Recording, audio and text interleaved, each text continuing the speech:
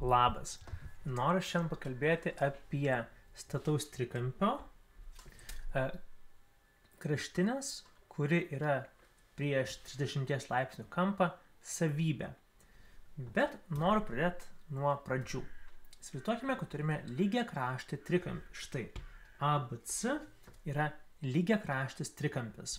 Fantastika, gana aišku, viskas paprasta. Visi kampai yra po 60 laipsnių. Puiku.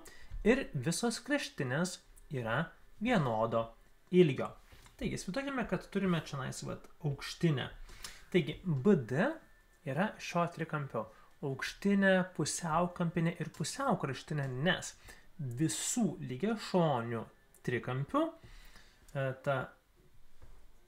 į pagrindą, kuris turi vienodus kampus, nuleista aukštinė, tai reiškia BD linija, yra aukštinė, nes tai yra stati, taip pat jinai yra pusiaukampinė, nes abu šitie kampai yra vienodo dydžio ir taip pat tampa ir pusiaukraštinė, nes AD bus lygu DC.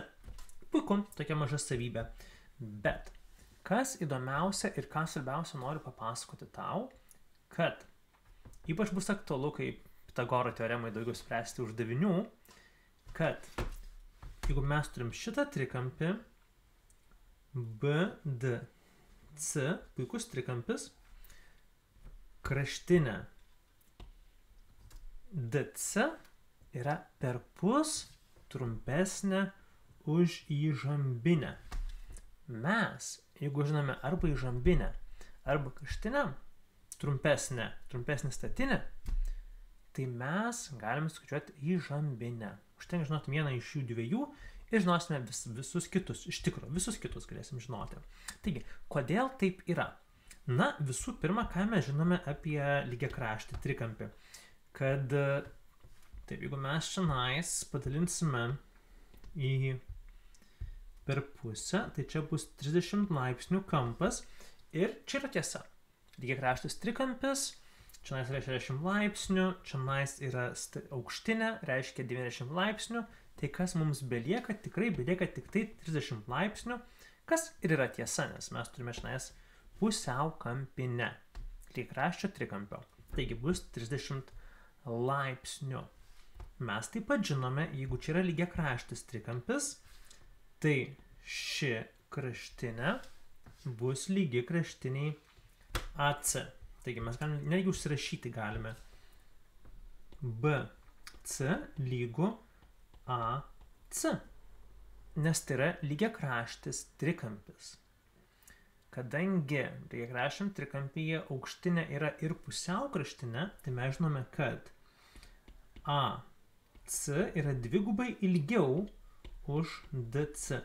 Šita dalis yra perpus trumpesnė už visą dalyką. Taip, nes jinai yra pusiaukraštinė. Taip, mes gausime pusę to ilgio. Tai savaime suprantama, jeigu DC yra perpus trumpiau už AC, taigi bus perpus trumpiau ir už BC.